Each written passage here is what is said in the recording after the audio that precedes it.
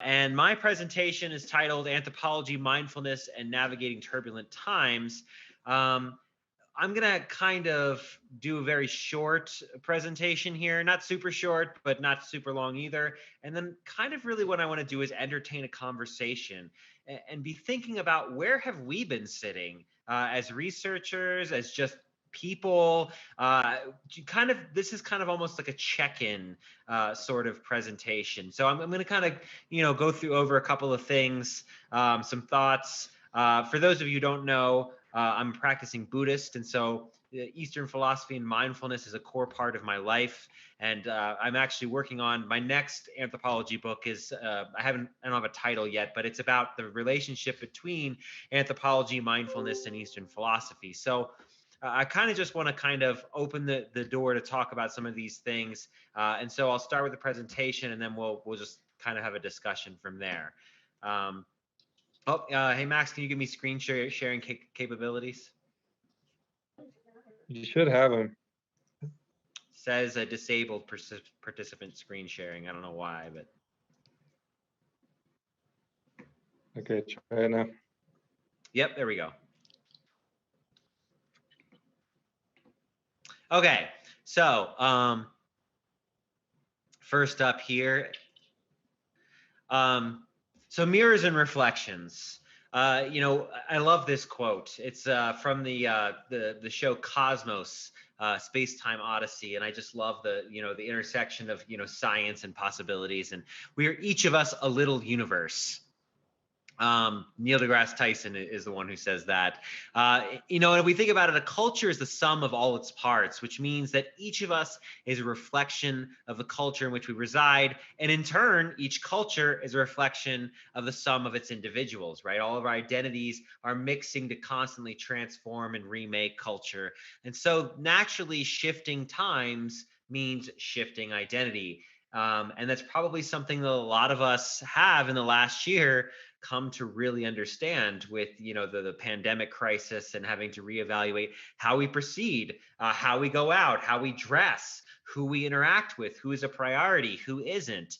And so every cultural system on this planet pretty much has had to reevaluate and rethink how we move through this world, right? And when change comes, we can make a choice. Now, of course, it's not a binary choice, but we kind of lean towards one way or the other, where we either sit and reflect with the change and be with it and try to really understand what does that mean to us, and where are our emotions at sitting with all this stuff, or we can just retreat into this fear and this ignorance and this willful attempt to ignore that the situation on the ground is different.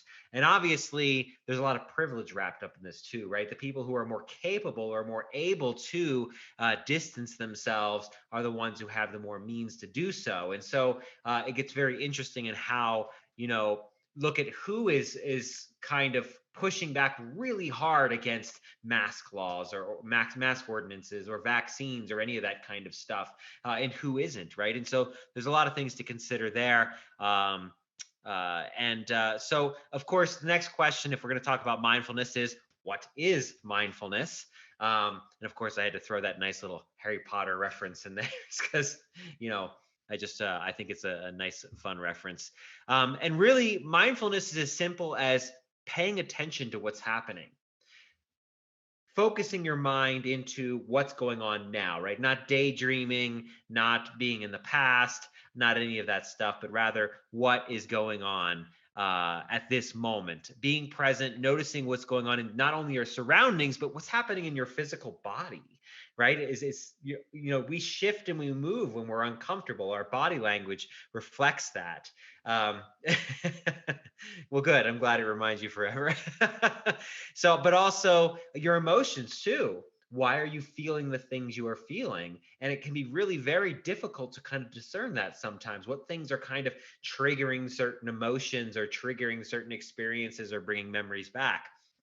And of course, as anthropologists, what better place to explore this than when we're out in the field, right? Because a lot of anthropology is about being comfortable with being uncomfortable. We all go through culture shock when we go out into the field, even if we're just experiencing subculture, it can be deeply uncomfortable because we don't know the social relationships or the social dynamics or anything like that.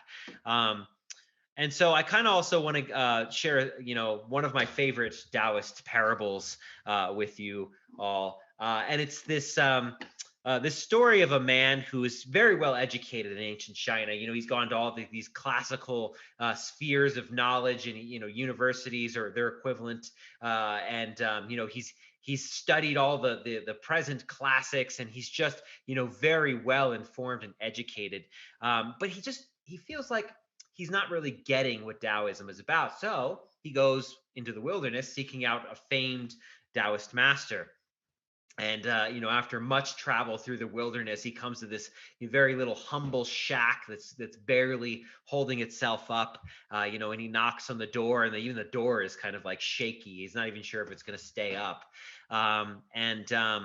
He goes inside, and this Taoist master greets him, welcomes, sits him down in a place of honor in the household, and offers him tea. He says thank you. And in the meantime, he begins giving him his resume, all of his experience, the things he knows, all the things that he's done, then naturally you should take me on as a student. And all the while, the master keeps pouring into his teacup and pouring and pouring and pouring. And this guy is just talking and talking and talking. And then the tea begins to overflow. And yet this master is still pouring, and this guy is still talking. And it's not until the hot water hits his lap, and he's obviously uncomfortable because it's hot tea, that he finally is like, "What are you doing? Why are you pouring the tea? Why didn't you stop?"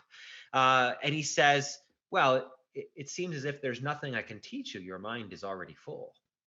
Right. And then, of course, the lesson is that here is all these arrogance and assumptions and, all this kind of the limitations that we place on ourselves, because when we go into the field, or because when we go into a crisis, we assume that we know how things should be. Right. Of course, in the last year, the social landscape has changed radically. The way we socialize, our body language, our greetings, who is a priority in our time, Zoom meetings, right? We're doing this conference in Zoom. And so when we encounter the new, be it other cultural knowledge or significant internal or external culture change, so what ways are we filled with these assumptions is something I want to think about here. How does our own perception limit our ability to really understand these changes and the challenges that we face with them? It's so funny that this concept of space keeps coming up in so many of our talks, creating a space for consultation or creating space for sharing food or various other things, because, in order to really do this work, you have to create space not only in the external world, but also in your own mind, right? In the way by doing that is assuming for a second that maybe you don't know all the facts, or that perhaps you're wrong in this circumstance. And that opens up kind of this new arena for learning and opportunities and networking and all kinds of things, right? Anthropology as a practice of mindfulness, and I've kind of come to this conclusion, at least for me, that a lot of what anthropology is forcing us to be mindful. Because I do remember taking, way back all the way, I think it's like 2004, 2005, taking my intro to cultural anthropology class as an undergraduate and not even knowing what anthropology was at that point. And then just every class having my mind blown. Like, oh my God, I didn't know that was a thing. I didn't know that was possible. How could people think like that? So studying it means challenging our assumptions about what is normal and natural, right? Versus the possibilities of experience, or the possibilities or the ways of thinking and knowing. And a lot of what anthropology is about sitting with that discomfort, really trying to say, hey, look, okay, this other culture does this thing that makes me deeply uncomfortable. Why is that? Why does it make me deeply uncomfortable? And then going from there, and then really kind of trying to dissect or open up that space, creating more space to listen. Because a lot of what anthropology is trying to get us to do, at least I think, or at least modern anthropology, is getting us to listen. getting us to work with people who are different than ourselves, because we have a lot of existential crises happening that are very real and very dangerous to the survival of our species, and not just our species, but the planet as a whole, to many countless species that live on this planet.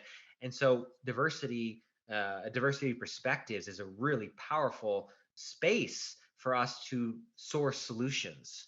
Um, and again, of course, anthropology doesn't have to engage in mindfulness. In fact, much of the history of anthropology, and even still to this day, is mindlessness. In other words, just assuming, just thinking you're right.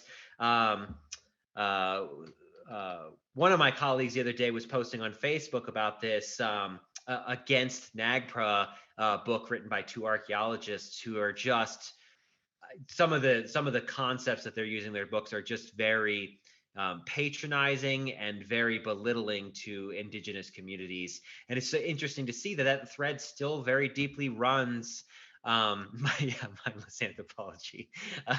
Very deeply runs through a lot of this stuff too, because a lot of our field still does deal with the problem of privilege. Me being a white male, of course, these are things I have to think about all the time, especially when I'm constantly assigned to teach, culture and diversity in the modern world, is just a classes I most frequently teach, right? And so we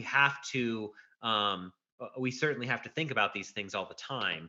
One really great example of a book I read last year of challenging our assumptions of like this human-centric world is Edward Cohn's book, How Forests Think. And I really liked his perspective. I've been teaching a class called cross-cultural communication for quite a while now. And I did a whole section on, how you can't think without words. And this book really made me revisit this whole idea of thinking without words, because if you stop for a moment and you consider how we process information, most of what we do is verbal, right? It's through language itself. And so for a long time, I kind of subscribed to this idea that you can't think without words. And then I read books like this, and I'm just like, oh, you know what?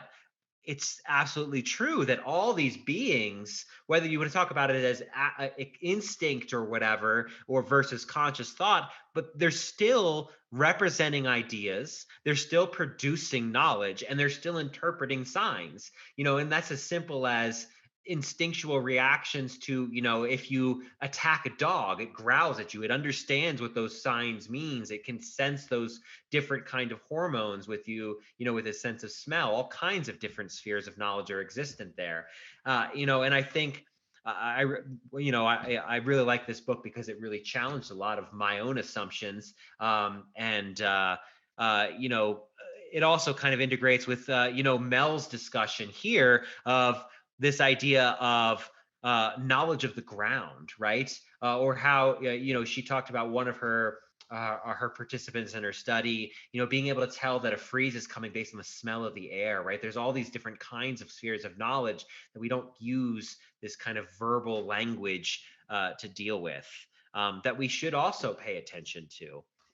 And then if you were here last time, I presented this model that I kind of created for this textbook that me and my co-author wrote, on building fictional worlds as kind of an educational model in anthropology. And we presented something called the 3 C's. And the 3 C's are context, and that's the cultural system in which an individual is born into, the conditions of their life, the lived experience of that individual within that system, and then choices. And these are the choices that people make based on, their context, their conditions, and their own experiences. And so if you really want to understand somebody, if you want to understand their culture, or, the example we used, I believe in the last presentation, is the wonderful and very, disturbing but also mind-blowing book called The Making of a Human Bomb.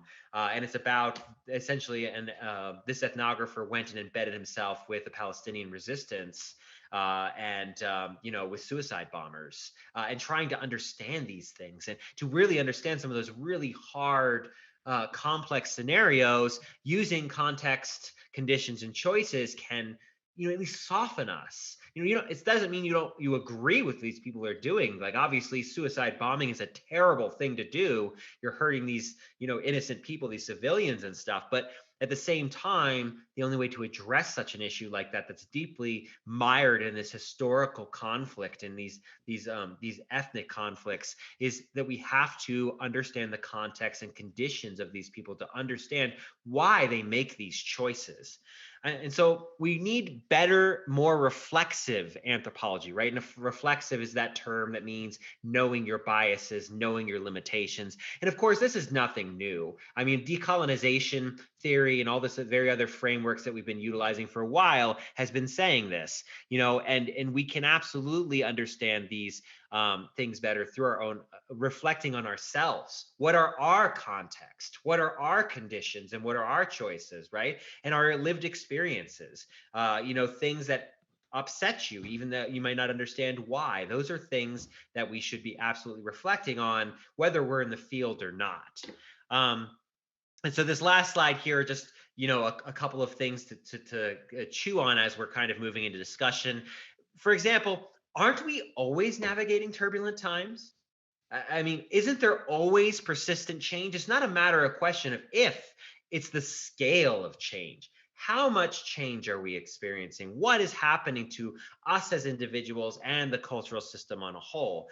And where do we as anthropologists stand in a situation where massive culture change is happening in a short period of time? And I mentioned earlier things like revitalization movements in one of the chat things, or things like cults like QAnon.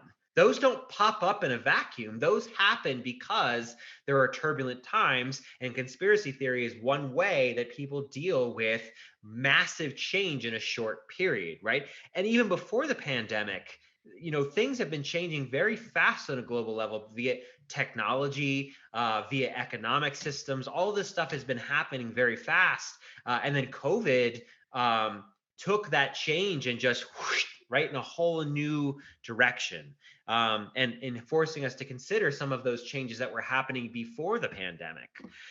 So, some questions. What have you learned about yourself during this last year of this pandemic as a person who studies people? Because that's what we do. We study people. So how have you reflected on your own experiences versus your population? And of course, many of us, our work was brought to a screeching halt because you can't go out into the field, right? So there's that other dynamic as well.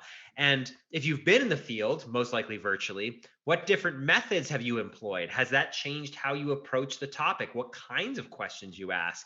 And how has this impacted your way of understanding difference in culture? And so those are I just wanted to kind of provide a framework for a conversation we could have for the rest of my remaining time, which I believe is about 25 minutes. So there are some of my thoughts, and feel free to comment and ask questions.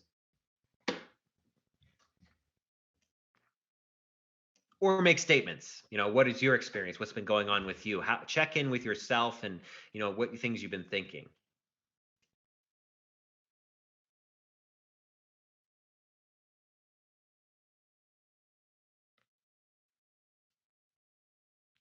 The end is always near. I haven't heard of that one. I'll definitely have to check that out. But certainly, historically speaking, it does seem that humans always think the end is near. And I always say when I'm teaching that in class, when we talk about cults and millenarianism and all that stuff, that in a lot of ways, when a culture is undergoing a massive change over a short period, the end is near. That cultural system is gone. It's leaving. And so something is ending and something new is beginning. And so maybe that's why humans are so obsessed with the end of the world and stuff, is because we're constantly going through this process of, the dynamic of conservation of culture versus the transformation of culture all the time.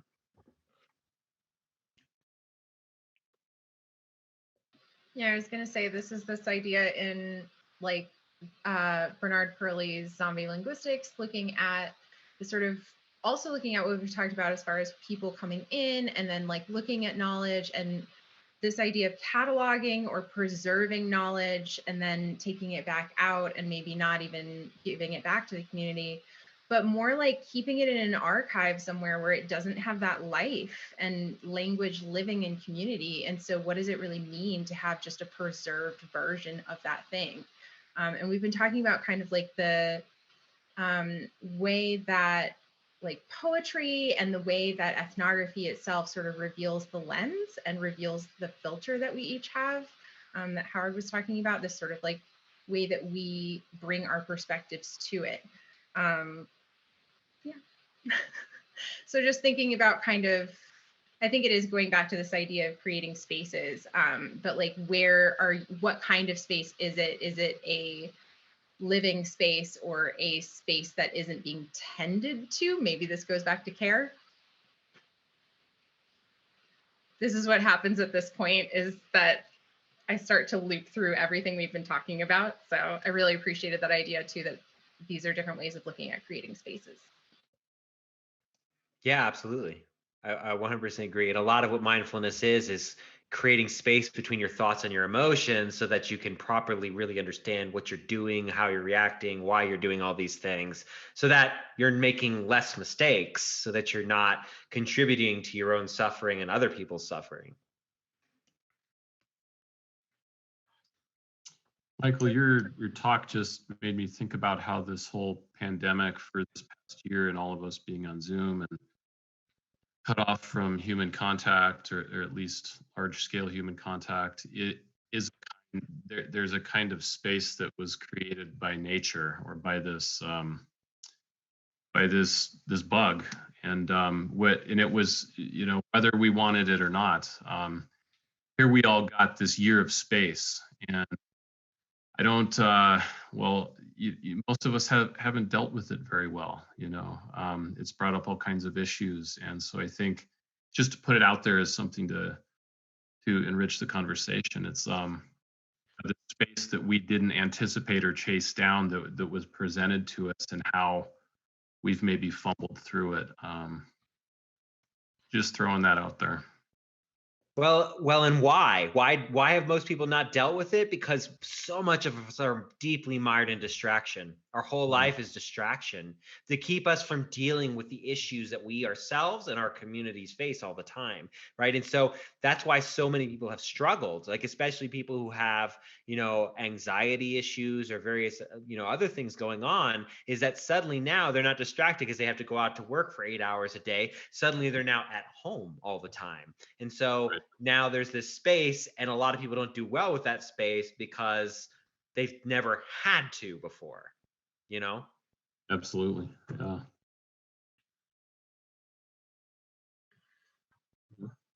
I just like the general concept of like anthropology is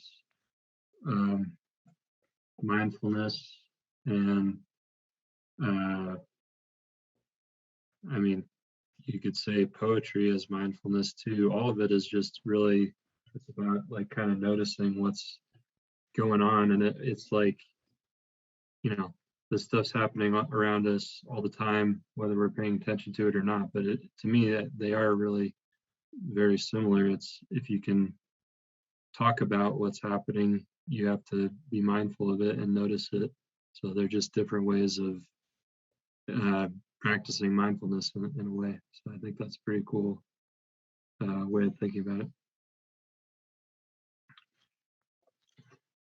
I'd like to comment on two maybe different things that you had just said, Michael. One is the way you put together and presented your talk. It was very poetic, artistic, evocative, elusive. There were pictures, there were drawings, there was Andromeda Galaxy, there was some kind of a cartoon creature, and all of this, just the way you did it, and in what you said and in what we saw itself, was for me kind of boundary dissolving and space creating. And just as you were saying, that we have to kind of question everything and create space. Um, your presentation actually did that, even though you also asked us to do that. My second point is one word, and you said it just a few minutes ago. And forgive my reductionism, anxiety. All this stuff that has been going on, COVID and Putin and coal and gas and petroleum, all of these things are evoking almost psychotic, overwhelming, catastrophic anxiety. Uh, no wonder we're struggling and playing with the words of rapture and rupture, and is this going to be a great transformation? Is this going to be disaster? And then what the word anxiety does for me is that it is a way of tying a lot of what you said and what we've been saying all day together in when all of this um, severance and fragmentation and time of troubles kind of shatters everything, shakes the ground, is a massive earthquake. What do we do with the anxiety that gets evoked? Now, um, I appreciate your observation and compliment about what I hope my poetry at least does a little bit of that of creating space, enlarging the envelope in a safe enough environment emotionally where people don't think they're going to be punished, attacked, killed if they dare try on a new idea. However, as you said in one of your paragraphs, that for the most part, even among anthropologists, uh, we build walls, we cement walls, um, we as a lot of earlier anthropologists used anthropology to help colonial powers shore up walls, and that my thought it's little. This is tiny because anxiety is one word that to me kind of encompasses so much of the feeling and not just of the thinking we're doing today. Um, the the the way toward resilience you used in opening the conference is to create somehow a safe enough atmosphere of interaction and conversation, whether it's in person or virtual, safe enough emotionally, safe enough physically, where people can feel that it's okay to be vulnerable, to try on new ideas. When people are scared to death, the general tendency is to retreat. And again, I don't mean to be political. This is not an attack on Trump and company. Make America great again is make America white again, is uh, all this change is too terrifying. And so the proposition and the prophet and the charismatic leader says, I will be your savior from change, and we're going to make it way back. We're going to take it way back before any non-whites came here. No, he's forgetting about American Indians. But let's. I think I'm asking to try on for size. The massive change, the disruption, the violence, the the death everywhere. That's what this plague is about. Um, just totally permeating, seeping into all boundaries. If you know Edgar Allan Poe's great story, The Mask of the Red Death, we've seen this before. Um, in the middle of this miasma of anxiety, how can we start creating little islands of safety, little communities of safety, where we can think outside the box, not even worry about boxes, um, not have to take refuge in building walls. And my let's pretend I'm a lawyer now, and then I promise to shut up.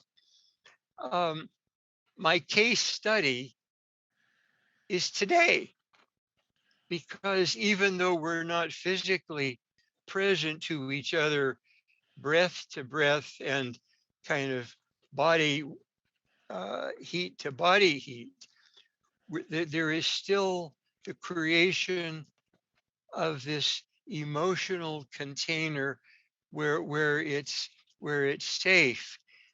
Um, uh, you've done a lot of it, Michael, but the team of people I mentioned at the beginning, who put this whole safety net together in which the conference could take place, have together done this. And if we can somehow take this spirit, this method, because I mean, what we've been doing all day is applying anthropology to ourselves, I think, in recognizing that if anxiety isn't everything, it sure as hell is a big part of it. And the anxiety is, forgive the clinical, it's psychotic. It's the image of world destruction. That's what, in part, COVID-19 is. Worsened, of course, by the political conditions in the United States. But we can't do anything about the anxiety that's been created. What we can do is recognize the anxiety out there and in ourselves, not rush to the greatest defense of imaginable, something surpassing the Great Wall of China, the Great Wall of Trump, running away, withdrawing, but rather tolerating the anxiety, sitting with it. That's a lot of your Taoist stuff. Not filling your head so much with everything that I have nothing to teach you, but emptying. I'm not a Buddhist. I'm just, I think I'm a damn good listener, because I steal whatever all you're saying. But what you're saying is, let's empty the cup and see what happens if we don't pour anything in it, but just let the cup be there, empty, and sit with it a little while, and not try to rush to fill the cup with walls. That's a terrible mixed metaphor. But so many of you have talked about listening.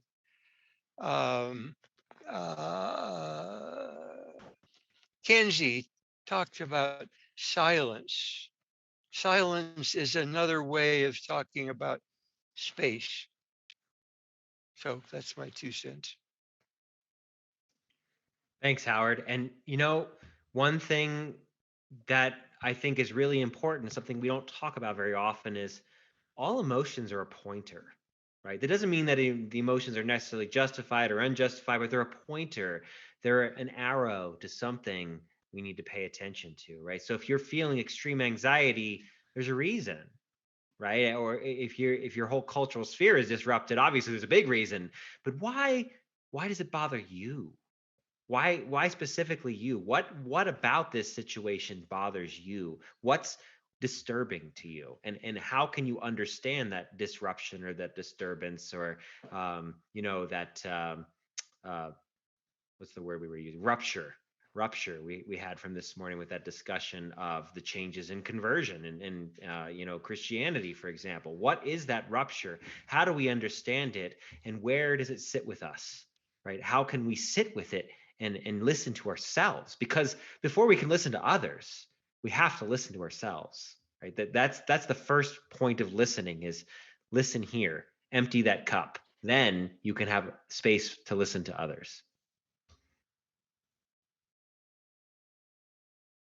We got about 7 minutes left for discussion. Listening to Howard and then you chime in again, Michael, it just makes me think about the space as the cause of the anxiety. And like you said, our culture isn't very accustomed to space. In fact, there's very few people that make it a point to get space into their lives. And so this year of space that's been pressed on everybody, I think it has been just that in itself, it makes people anxious. It's like, what am I going to do with this space? And I think it's just occurred to me because it's a mirror. Space is a mirror.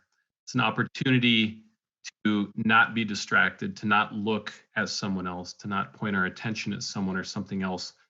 But all that's left is this, right? And so it's like, enough of this self-reflection, enough of this being confronted with me and no distraction. That's scary that our culture is so uncomfortable with space. That's a bad sign.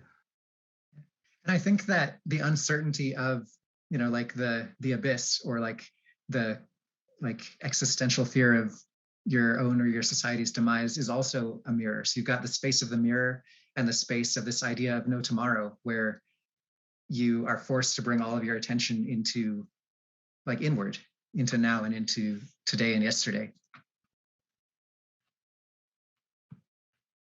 For sure. And there's some really awesome comments here. Obviously, there's so many good ones that it's hard to catch them all. But Michaela says, acknowledging, interrogating those sometimes difficult emotions is so important, rather than the dominant culture here in the US that says positivity and is ultimate and only happiness is good. And there's such a thing as toxic positivity.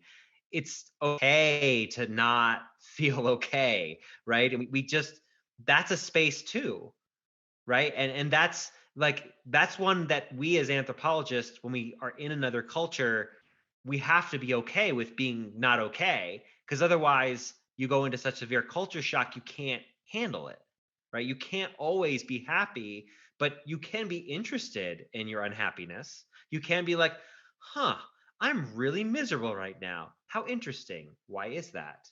Let me try to sit with this and understand what's going on. And the act of doing that loosens something up. It creates its own space.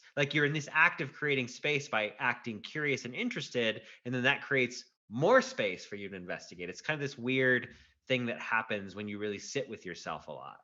And this year was a lot of that. And obviously we're not out of the woods yet. We probably really won't be relatively out of the woods until fall. So we still have time. There's still time and space for self-reflection, even as things are kind of moving back into that same old, endless cycle. And this is the time for us to really consider, okay, what elements of our culture really don't work? And COVID really, really highlighted what those were, especially with inequity in society, right? Who is suffering most at the hands of this pandemic and why? And what's the reason? And if you actually investigate, there is no good reason that so many of these populations are suffering much more than others, except straight up greed, or straight up selfishness, right? Or straight up fear and anxiety. So it's really like lots of interesting things to reflect with, and I've been sitting a lot with it in this past year, for better or for worse. So got about 4 minutes.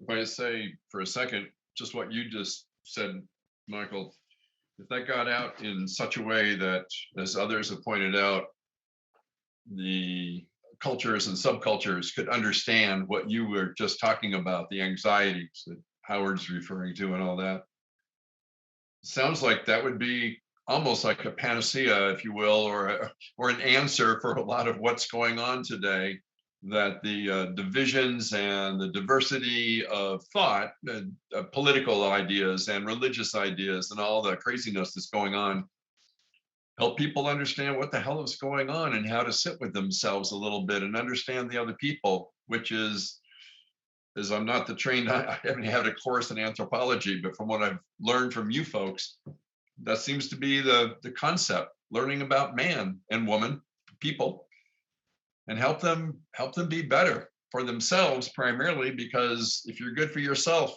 you'll certainly be good for your neighbor. And I think so anyway. And so it seems like that's anthropology might be an answer of some sort for getting this out to the world, our world at any rate. I think Brazil could use it. Hungary could use it. Poland could use it. Anyway, you get my message, I guess. There's this 1 second, Kenzie, and let's just talk. But there's this, and I can't remember which teacher said it, but one of these Buddhist teachers that I read a lot of these books.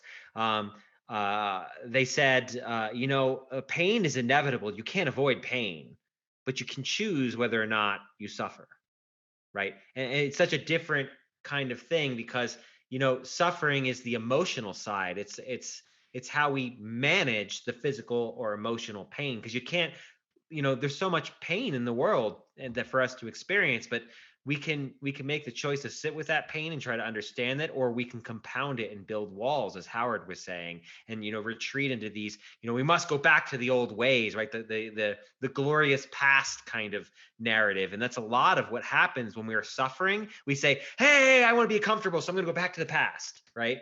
And cultures do this as a system, and that's where you get things like racism and xenophobia and nationalism. And then of course religious do that with revitalization movements, or cults, or messianism, or all kinds of stuff. So go ahead, Kenzie, your turn. Oh, no, I was just thinking about, in terms of like making space for mindfulness, and I was talking about this a little bit in the chat, like the different, where that is accessible and where that isn't, like where maybe you're living like in a way, like in a space where you just don't even have time to sit down or to sit with yourself, or you don't have access because maybe that is a traumatic space for you, for example, like just, so I was thinking about like what Howard was talking about too, as far as poetry as method, and these studies that I've seen in spaces where there has been a cultural trauma, where they're going in with creative writing and having, I know we talked about like the sort of the anthropologist coming in and applying poetry, but also the community being given that poetry as a way of creating voice, and particularly as a way of creating new vocabularies through the arts that are not accessible in the language that they have currently, or don't feel that way anyway. So being able to name things through that vocabulary as a type of mindfulness, and to be given this sort of like permission to have that mindfulness, I feel like that's what people are given when they're given those spaces to create, or to just even just to journal, like sort of how do we forward and indicate and provide spaces for that mindfulness in the communities that we work in, and like how do we improve access to mindfulness, like mindfulness time and space. Yeah, and I mean, we can't ignore that being able to have access to those things is an absolute privilege. That's such an important conversation to have too, and it's a conversation I have all the time with my fellow Buddhists who never even think of that, right? They don't not all of them, but a sizable portion of them don't think about, well, I don't have the means to go travel to be on a retreat for 3 weeks and have this space to do that stuff. And I'm just like, well, I don't have that time or space to do it. So probably we should think about like the access side of this stuff. And I agree with you, Kenzie. Art, poetry, music, all of this stuff is a space for mindfulness if you want it to be. So we're out of time. We do have a 15-minute break now until we have a panel discussion here with several people at 3:45, and it's titled "Cooperative Critique: Establishing a Cross-Focused Anthropological Platform for Public-Facing Scholarly Critique and Praxis: The Slightly Problematic Worker Cooperative," which is a mouthful of a title, but sounds awesome. So we can continue discussing this until 3:45 or discuss whatever we like. But, you know, this is a time and space for bathroom breaks. So